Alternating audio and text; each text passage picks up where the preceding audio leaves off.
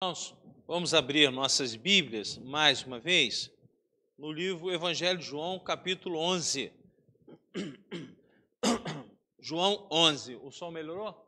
O som melhorou? João, capítulo 11. Enquanto os irmãos estão procurando, João 11, quero mandar um grande beijo para minha mãe, saudade dela, tive sábado com ela, não pude abraçá-la, não pude beijá-la, mas sempre muito bem tratado por ela. Saí da casa dela, fui fazer uma visita, saí da casa dela cheio de guloseimas, né, banana, das bananeiras que ela tem na casa dela, ovos que ela mandou, já mandei lá para os seus bisnetos, viu?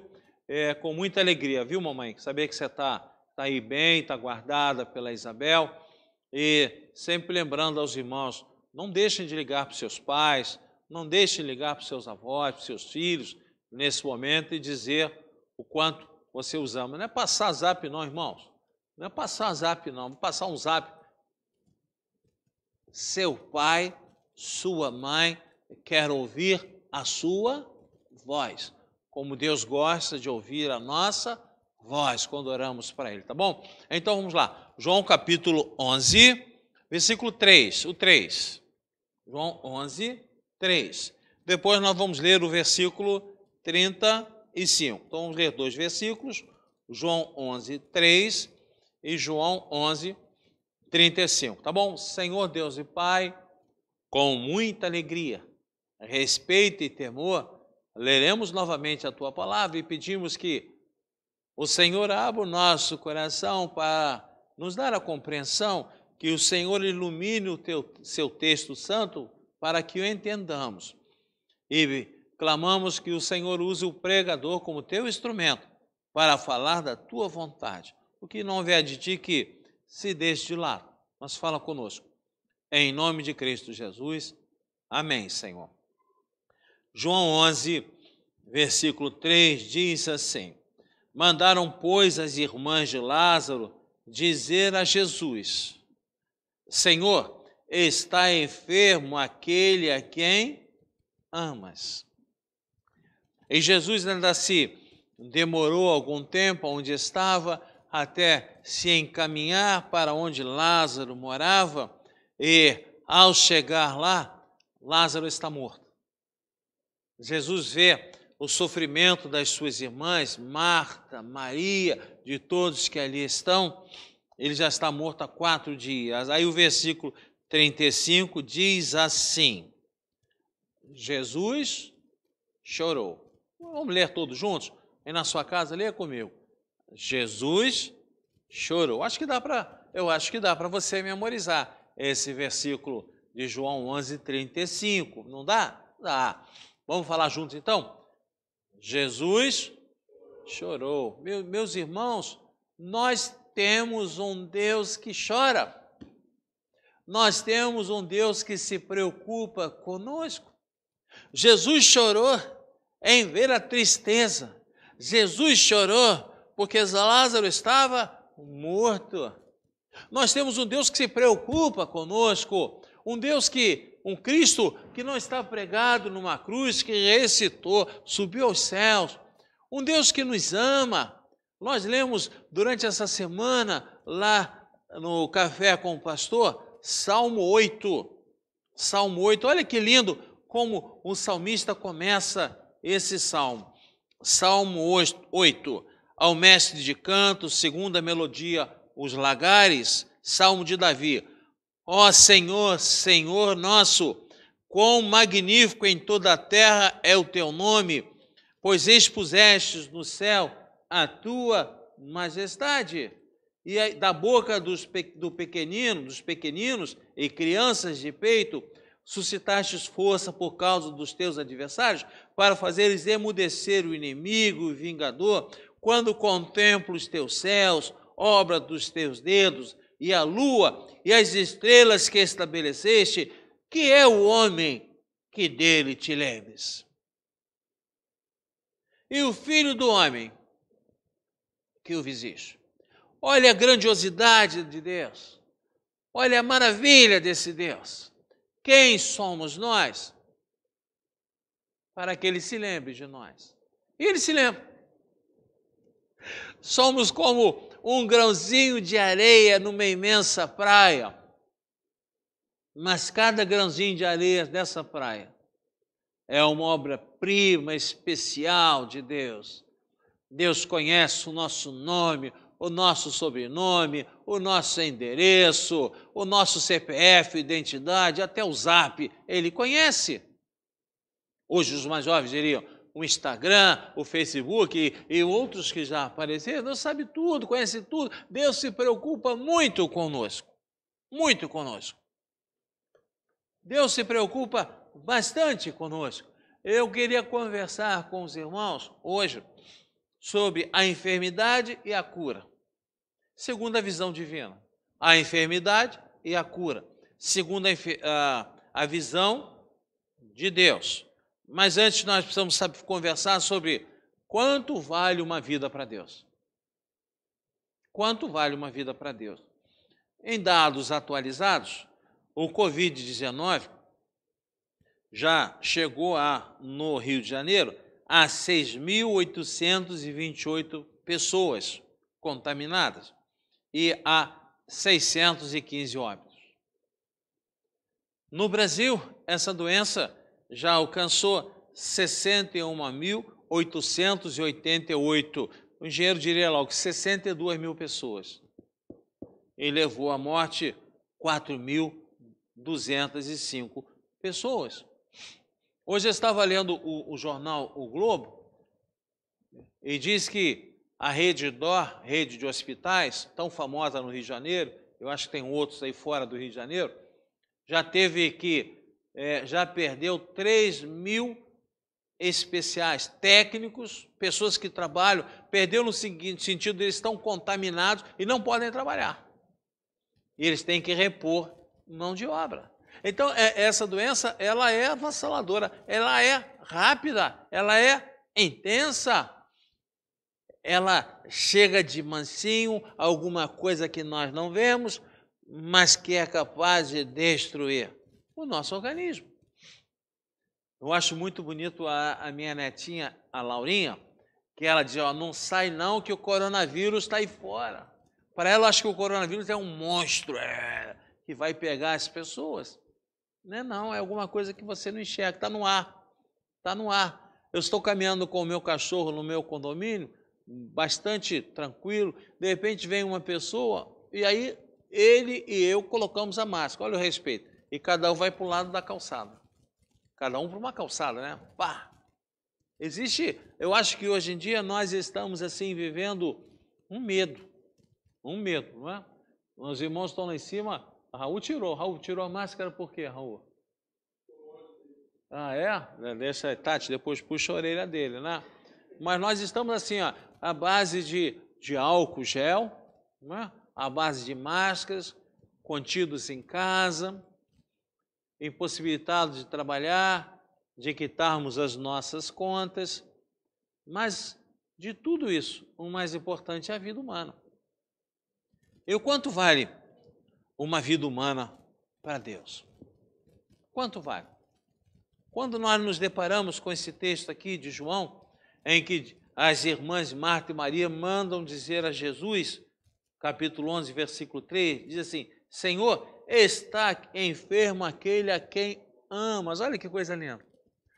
Senhor, tu amas a Lázaro, ele está doente. E eu posso ver a aflição das pessoas quando ligam para mim e dizem assim, pastor, meu filho está doente. Ou mandam um zap. Meu irmão está doente. Meu pai está doente. Olha o diácono André, a sua avó Elza, mais de 90 anos, internada, e glória a Deus já saiu. A sua mãe Edna, ainda internada, as duas com Covid. Podemos ver a aflição, a preocupação dos irmãos. Quanto vale uma vida para Deus? Muito. Vale muito, não é? Vale muito. E para nós tentarmos entender o como vale essa vida, eu gostaria de ir com vocês lá a Marcos capítulo 5, versículo de 1 a 20. Então vamos tentar entender quanto vale uma vida para depois nós pensarmos na doença. Quanto vale uma vida? Marcos 5, Não lerei o texto todo, viu, irmãos? Mateus, Marcos 5, versículos de 1 a 20. 5, de 1 a 20. A cura do endemoniado Gerazeno, o Gadareno. Conhecemos a história? Eu vou trazer aqui a história e depois vou ler só um versículo lá na frente. O texto diz o seguinte, a partir do versículo 4, não é? A partir do capítulo 4. Jesus passou o dia inteiro ensinando. Imagine um professor, cansado, depois de um dia dando tantas aulas. E naquela época em que não existia ar-condicionado, não existia quadro negro, ou agora esses quadro negro é coisa de velho, esse quadro ou projetor ou quadro escreve com canetinha, não tinha ar-condicionado, não tinha cadeira para sentar, e Jesus passou o dia inteiro ensinando, está cansado, merecia descansar. E aí ele diz assim para os seus discípulos, vamos entrar num barco, vamos atravessar o mar da Galileia. E eles entraram sem perguntar o porquê.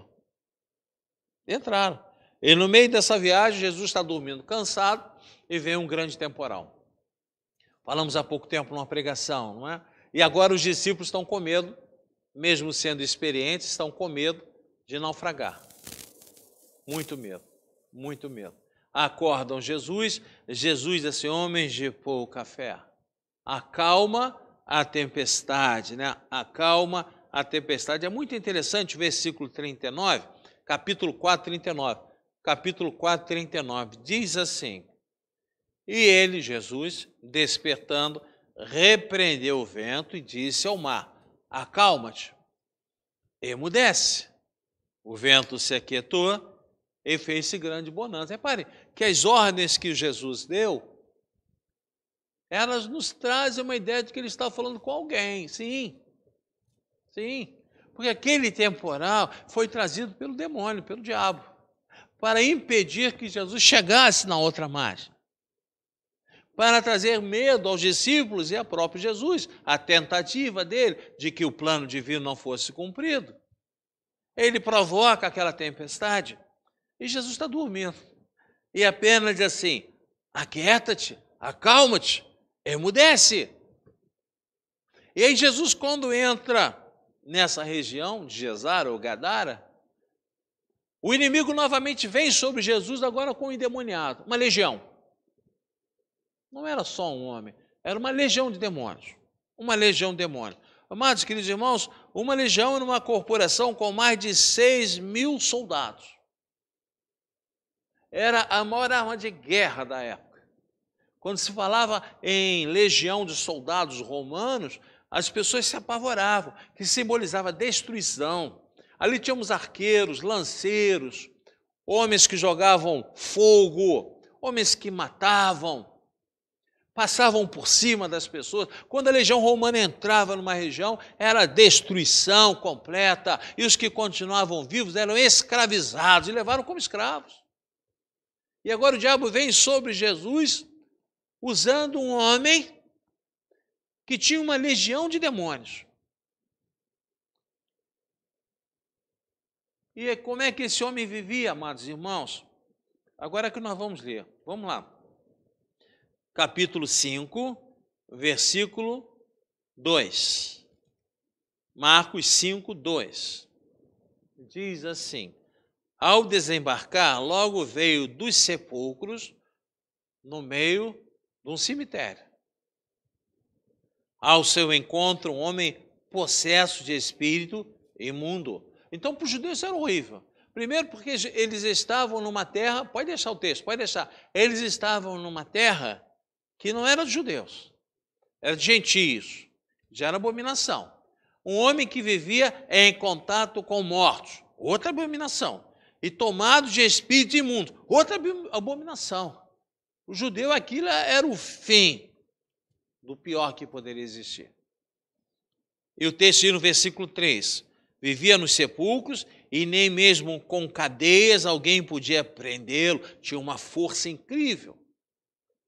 Porque tendo sido muitas vezes preso com grilhões e cadeias, as cadeias foram quebradas por ele e os grilhões despedaçados. Ninguém podia subjugá-lo. Os habitantes da região o prendiam com medo, com pavor dele, ele arrebentava aquilo tudo. Versículo 5, andava sempre de noite e de dia, clamando por entre os sepulcros e pelos montes, ferindo-se com pedra. Ele não tinha cuidado com ele mesmo, ele não parava, ele não sossegava, ele não conseguia dormir, não conseguia descansar, ele se machucava, se feria com pedras. Quando ele vê Jesus, ele parte para cima de Jesus, mas ele se ajoelha e adora, porque ele sabe que ali está o Filho de Deus, o próprio Deus, a segunda pessoa da Trindade, mas era uma tentativa de intimidação. Um homem insuportável na sociedade, um homem renegado, abandonado pela sociedade, um homem que trazia pavor, medo de todos, a todos. Um homem que vivia no meio do sepulcro, com a sua roupa rasgada, ele se feria com pedras, não dormia, não parava. E Jesus manda que aqueles espíritos imundos saiam, entrem porcos, e aquele povo comia carne de porco, o judeu não. E aqueles porcos então se precipitam no mar, e milhares de porcos morrem naquele dia, né? Vamos ver aqui, e o texto vai dizer, olha lá, versículo 13, Marcos 5, 13. Jesus permitiu, então, saindo os espíritos imundos, entraram nos porcos, e a manada, que era cerca de 2.000, precipitou-se despenhadeira abaixo para dentro do mar, onde se afogaram. E aqueles que tomavam conta dos porcos ficaram apavorados. Por quê? Porque eles perderam alimento, perderam dinheiro. Perderam dinheiro. Vão avisar na cidade, a população vem, fica apavorada. Não com aquele homem que foi transformado, mas pela perda de 2.000 porcos. E agora, como é que aquele homem é encontrado? Está aqui no versículo 15, indo ter com Jesus, viram o endemoniado, o que tivera legião, assentado, vestido, em perfeito juízo, e temeram. Temeram Jesus, ficaram revoltados e pedem que Jesus vá embora. Vai embora, vai embora, vai embora, sai daqui. E aquele homem que era uma legião de demônios, agora curado, pede para ir embora com Jesus. Jesus não diz, não. Versículo 19. Jesus, porém, não lhe permitiu, mas ordenou, vai para a tua casa, para os teus, anuncia tudo que o Senhor te fez e como teve compaixão de ti.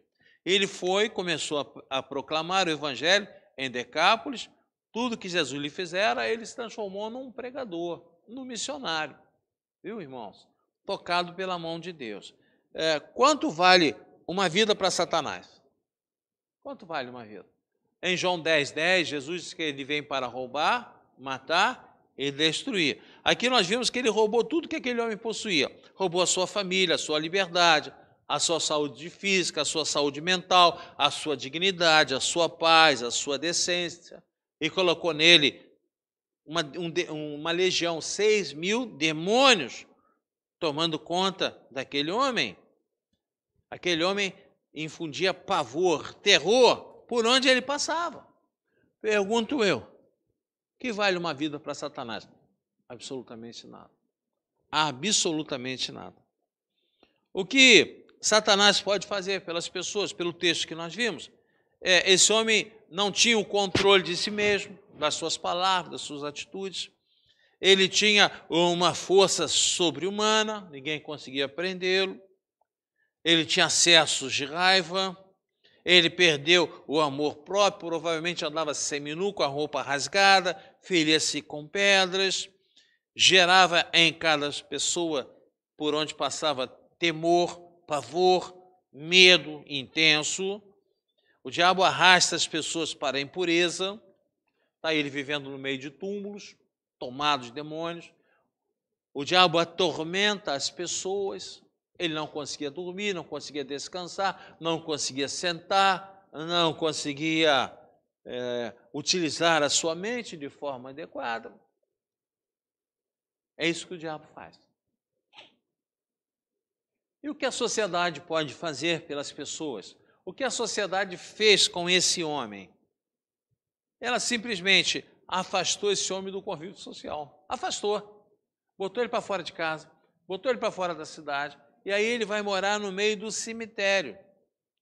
A sociedade tentou acorrentar, prender este homem, e ele arrebentava. Então o que a sociedade fez? Expulsou ele do meio do povo, tentou acorrentá-lo, prendê-lo, e deu mais valor aos porcos do que a esse homem. É isso que a sociedade faz. Você acha que a sociedade está se preocupando muito com essas pessoas que estão morrendo? Vocês vejam o país que nós estamos vivendo. O que é mais importante hoje na mídia para o povo brasileiro?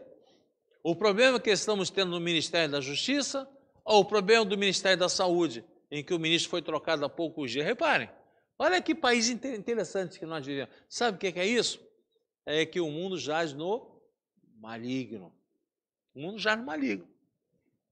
Eu acho que em breve vamos perder outro ministro, muito ativo no governo.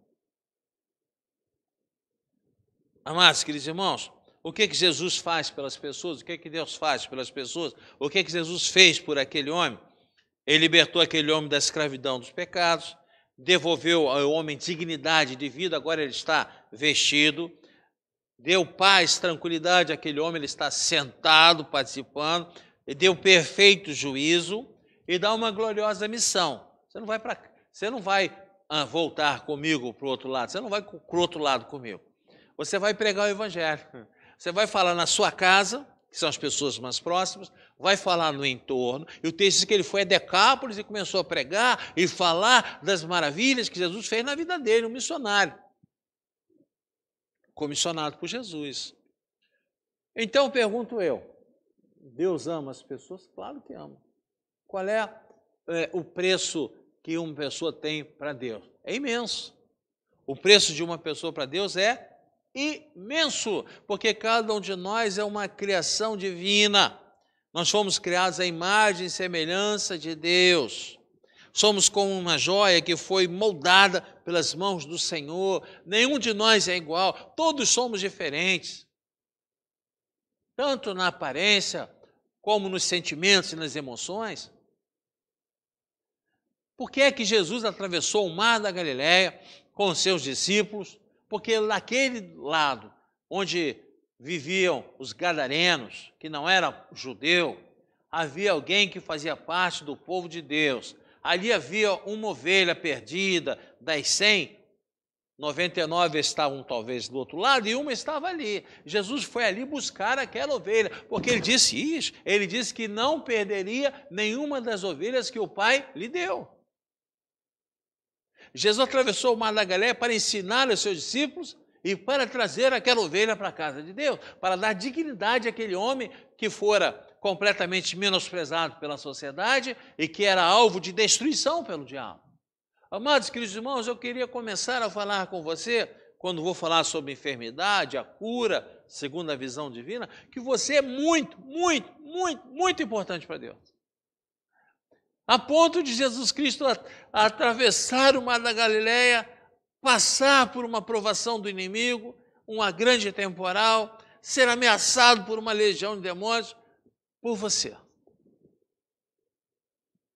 Por mim. Por nós. No século XVII, se desenvolveu um pensamento chamado pietismo. Ele ensinava que Deus estava interessado na salvação da alma e não no bem-estar do corpo. O interessante para eles era a alma, o corpo não. Isso tinha muito a ver com o gnosticismo que foi gerado na Grécia, que pregava que a matéria é essencialmente má e o espírito é essencialmente bom. Então o corpo era um invólucro da alma, mas o corpo era mau, horroroso, e não deveria ser preservado, mas sim a alma.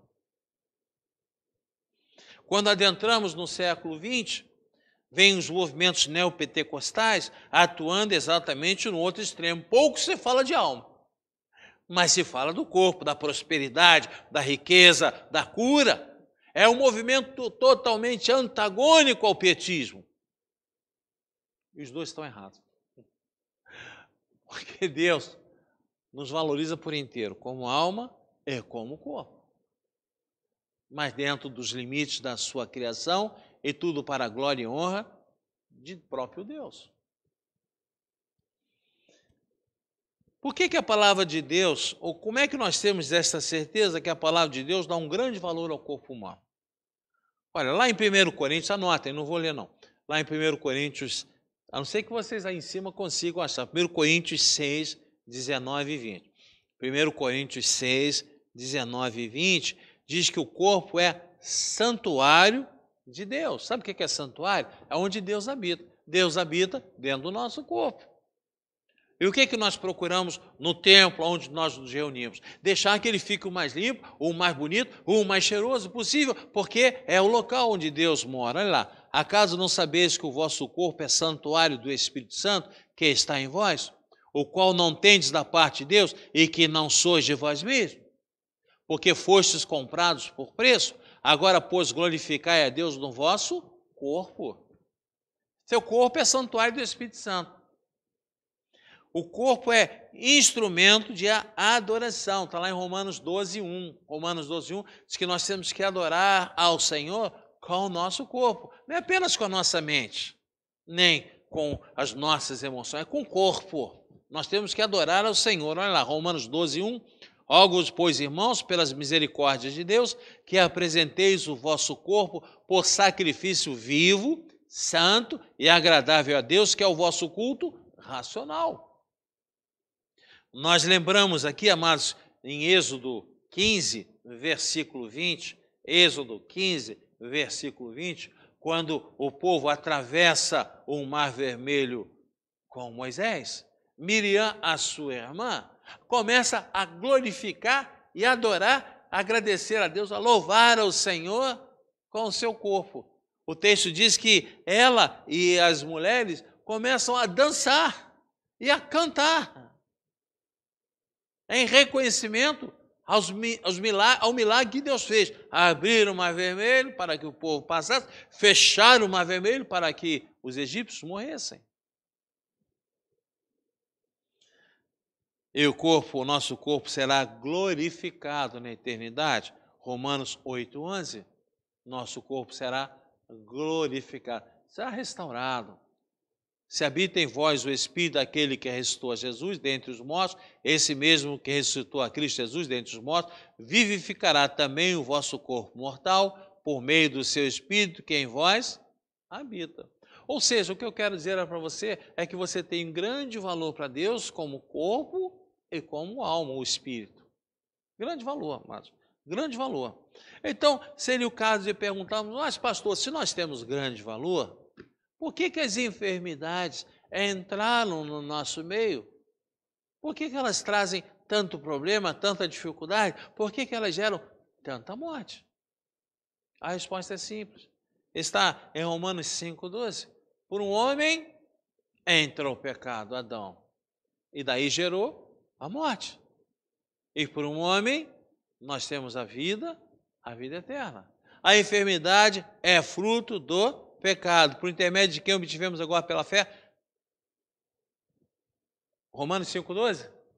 Romanos 5,12. Isso, portanto, assim como por um só homem entrou o pecado no mundo, e pelo pecado a morte, assim também a morte passou a todos os homens, porque todos pecaram. Porque nós fomos criados para vivermos com Deus eternamente no paraíso. Somos o povo de propriedade única e exclusiva de Deus, a nação santa. Enquanto aqui estivermos, somos peregrinos e forasteiros, embaixadores de Cristo Jesus. E Jesus nos leva de volta como caminho, a verdade e a vida para o céu. É por isso que nós sentimos tanto a morte, diferentemente dos animais, porque nós não fomos criados para morrer, fomos criados para vivermos com Deus no paraíso. O pecado nos afastou de Deus e trouxe sobre nós a morte, a enfermidade. Agora, quais são os propósitos da enfermidade, então, pastor? Basicamente, a glória de Deus. A glória de Deus, eu vou procurar com vocês, João 9, 1 a 3. Evangelho de João, capítulo 9, versículos de 1 a 3. Os propósitos da enfermidade. Olha que interessante. Primeiro propósito, A glória de Deus. Diz assim: caminhando Jesus, viu um homem cego de nascença. E os de seus discípulos perguntaram: mestre, quem pecou? Este ou os seus pais, para que nascesse cego? Respondeu Jesus: nem ele pecou, nem os seus pais, mas foi para que se manifestem nele as glórias de Deus. Eles estavam perguntando assim: isso é culpa do pecado dos pais? É maldição? Ou isso é culpa? Eles acreditavam que seria possível a criança no ventre da mãe já pecar e daí ser castigada por Deus. E Jesus não, nem ele nem seus pais, mas para que se manifeste nele as obras de Deus. E Jesus diz assim: levanta e anda, abre os olhos e enxerga. Enxerga. E as pessoas ficam maravilhadas. Pessoas foram transformadas, foram impactadas por esse milagre. Um Deus que faz milagres. Para a glória de Deus. Mas também, isso nos lembra que é para a nossa edificação pessoal. Está lá em 2 Coríntios 12, 7 a 9. 2 Coríntios 12, 7 a 9. E diz assim, ó, vou ler. Ah, sim, esse é o texto em que Paulo diz que tinha um espinho na carne, uma doença, um sofrimento, alguma coisa que lhe gerava dor. Ele diz assim, ó, e para que não me ensoberbecesse com a grandeza das revelações, que foi-me posto um espinho na carne, mensageiro de Satanás, para me esbofetear, a fim de que não me exalte. Por causa disto, 3 vezes pedi ao Senhor que o afastasse de mim.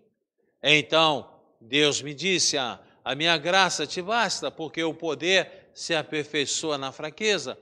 De boa vontade, pois, mais me gloriarei nas fraquezas, para que sobre mim repouse o poder de Cristo. Então isso foi importante para Paulo passar por esse sofrimento, por essa doença, por essa dificuldade, para que ele lembrasse que ele é finito e Deus é infinito, para que nós pudéssemos aprender a nos humilharmos e ouvirmos a voz de Deus, para vivermos constantemente preparados para encontrarmos com Deus, porque a doença pode vir e nós temos que estar sempre preparados para nos encontrarmos com Deus.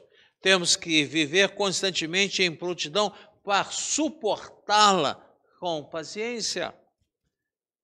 Constante prontidão para ajudar os semelhantes a enfrentarem a doença. Então nós vimos, olha, a doença entrou por causa do pecado, não tem a menor dúvida, irmãos. Esse Covid é por causa do pecado. Seja por causa do pecado original de Adão, ou seja, pela forma pecaminosa como o povo estava entrando. Mas Deus está à frente desse processo e controla. Pode ser para a glória de Deus, glorificar a Deus. Pode ser para edificação, para aprendermos e crescermos no conhecimento da palavra, em humildade perante Deus, ou como punição pelo pecado cometido. Está lá, em 2 Reis 5, 26 e 27. 2 Reis 5, 26 e 27. É a história de um homem chamado Naamã, que era um oficial, pode deixar o oficial sírio, comandava as tropas da Síria, tinha tido muitas vitórias, era um herói, homem de confiança do rei da Síria, e que tinha lepra. E aí a menina que trabalhava na casa deles, escrava, judia, que fora levada para lá, se ele estivesse na minha casa, ele estaria curado. E aí ele vai falar com Eliseu. Eliseu manda que ele mergulhe 7 vezes no Rio Jordão, e ele fica curado. E ele fala assim, olha, eu tenho aqui uma riqueza enorme para te entregar. Ele falou, não quero nada, pode levar tudo. E aí o servo, o ajudante de Eliseu, Geazi, fica, olha, que riqueza, que bacana, né? Eu vou pegar escondido. E aí vamos lá. 2 Reis 5, 26 e 27, está lá. Ele pega aquele ouro, quando ele volta, ouro, prata e roupas, Eliseu fala assim, porém, ele lhe diz, porventura não fui contigo em espírito, quando aquele homem voltou do seu carro a encontrar-te? Era isto ocasião para tomares prata e para tomares vestes, olivais e vinhas, ovelhas e bois, servos e servas. Portanto, a lepra de Naamã se pegará a ti e a tua descendência para sempre, Então saiu de diante dele leproso, branco como a neve. Repare, foi um castigo de Deus. Então as doenças acontecem também por punição. O que a medicina pode fazer? E faz de forma maravilhosa, irmãos. Não há a menor dúvida que em breve teremos uma vacina para a Covid ou medicamentos que tenham uma ação mais direta, mais rápida para os doentes. Mas a medicina é uma cura milagrosa. Em última instância, toda cura vem de Deus. É Deus permitindo, com a sabedoria dele, dada ao homem, desenvolver medicamentos para tratamento do homem. Mas a medicina, ela não impede o homem de ir à morte. É limitada. É limitada. Já mas a medicina de Deus, ela é ilimitada. Ilimitada. Quantos homens foram curados por Deus de forma miraculosa? Olha, rapidamente, não precisamos procurar. O texto que eu li, Naamã, certo? Do exército da Síria. Nós vamos ver também, olha lá, o rei Ezequias, profeta Isaías vai lá, diz que ele vai morrer, ele ora, e Deus então lhe dá mais anos de vida. Cristo tocou a sogra de Pedro e ela foi curada. Cristo tocou. Cristo falou ao paralítico no tanque de Betesda e ele obedeceu e foi curado. Jesus ungiu com lodo e saliva os olhos de um cego de nascença, ele foi ao tanque de Siloé, lavou, ficou curado. Na igreja primitiva, Pedro é usado por Deus para curar um coxo na porta do templo Formosa, em Atos 3, versículo 6. Paulo é usado por Deus em Atos 19, 11 e 12, fazendo milagres extraordinários em enfermos. Por quê? Porque Deus se preocupa conosco, porque Deus ama a cada um de nós como um pai, porque o seu corpo, a sua vida é importante para Deus, para o diabo não, para a sociedade não, mas para Deus não. Irmãos, cuidado com essa briga política, viu, irmãos? Cuidado com essa briga política, atenção, igreja presbiteriana da freguesia, cuidado com essa briga política. Deus nos deu inteligência para não sermos levados pelos ventos de doutrina, para não sermos enrolados. Cuidado com o que você ouve, avalie antes de repassar isso a qualquer pessoa. Se você tem dúvida, conversa com alguém que possa te esclarecer, ou não mande, não se envolva nesta batalha, porque lá entre eles não tem, ou raríssimos são os que realmente têm temor a Deus. Raríssimos são. Não se envolva nisso, mas se envolva com Deus, no conhecimento da palavra de Deus. Se envolva com o amor de Deus. Creia que você tem importância para Deus. Jesus atravessou o mar da Galileia. Foi ameaçado pelo diabo naquele temporal. Foi ameaçado por uma legião de demônios, porque lá havia um homem a quem Deus amava. Porque Deus se preocupa conosco. Deus continua fazendo milagres. As enfermidades vieram por causa do nosso pecado. São didáticas, nos fazem crescer em intimidade com Deus, geram transformação, geram salvação para aqueles que vêm. E também serve como castigo àqueles que estão afastados da palavra. Mas lembremos que Deus fez, faz e fará milagres. Jesus fez milagres, os discípulos fizeram milagres, a igreja primitiva fez milagres, a igreja de hoje faz milagres, Deus continua fazendo milagres, não é nada impossível. Olha como é bonito isso. Deus te ama, você é importante para Deus. A nossa vida é limitada, mas nosso Deus faz milagres, nosso Deus zela, nosso Deus cuida, nosso Deus não nos abandonou.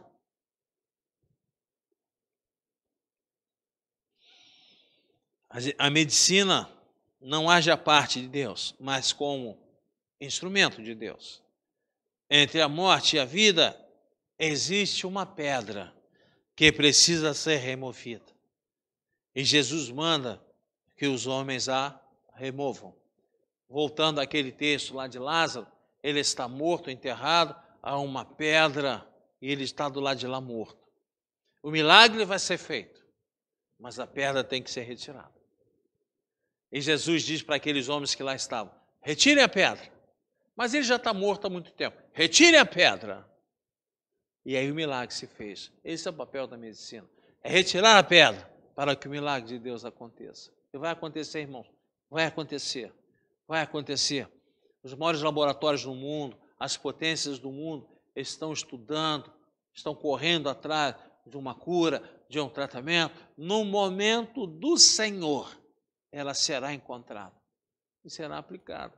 Mas enquanto isso, você não tem que ficar com medo, você tem que ficar confiante, porque Deus valoriza o seu corpo, porque ele é santuário do Espírito Santo de Deus aqui na terra. E Deus tem uma missão para cada um de nós, proclamarmos o Evangelho, aonde nós estivermos. Então, nesse momento, pastor, estamos contidos. O que podemos fazer? Entendeu? Entendeu? Entendeu? Não preciso nem falar, hein? Entendeu? E o que você está fazendo em casa? É isso?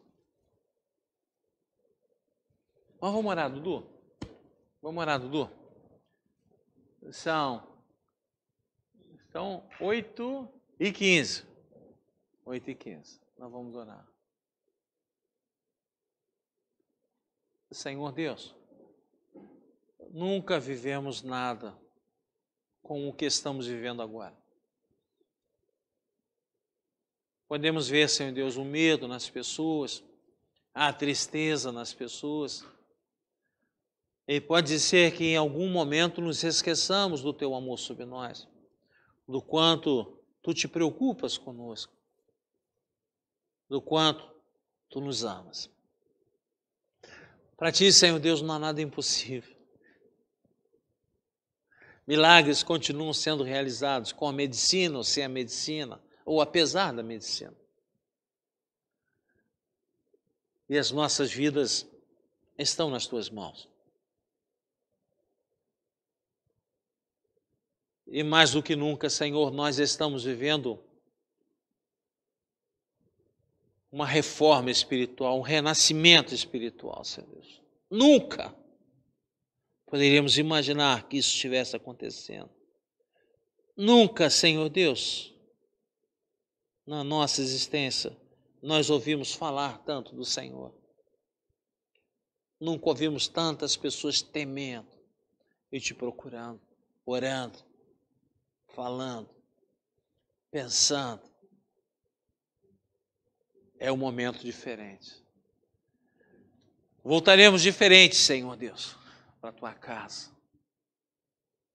Apesar do templo estar fechado, a igreja continua aberta. E cada um de nós está se exercitando espiritualmente em sua casa. Voltaremos mais animados. Voltaremos, Senhor Deus, com a certeza de que o Senhor nos guardou e de que há uma missão a ser cumprida, como aquele endemoniado gadareno. Pregar o Evangelho. Pregar o Evangelho. Dentro das nossas casas, no entorno de nós, onde estivermos. Com o nosso corpo, que é o santuário do teu Espírito Santo. Que entendamos que este corpo físico que tu nos concedes é para a glória e honra do teu santo nome, porque o teu Espírito Santo habita em nós, com a obrigação de irmos e pregarmos o Evangelho aonde estivermos. Paizinho, acalma o nosso coração, acalma o nosso coração, traz tranquilidade. Não permita, Senhor Deus, que a minha mãezinha fique triste em casa. Não permita que os irmãos fiquem tristes em casa. Anima o nosso coração, na certeza de que o melhor já está chegando. É o que nós pedimos, é o que nós te agradecemos. E que a graça maravilhosa de nosso Senhor e Salvador Jesus Cristo, o amor insondável, incomparável de Deus, nosso Pai, o consolo e o conforto do Espírito Santo, estejam sobre todos nós, sobre todo o povo de Deus, hoje e por todo sempre. Amém. Beijo no coração. Amanhã, 9 horas. Café com o pastor. Avise aos nossos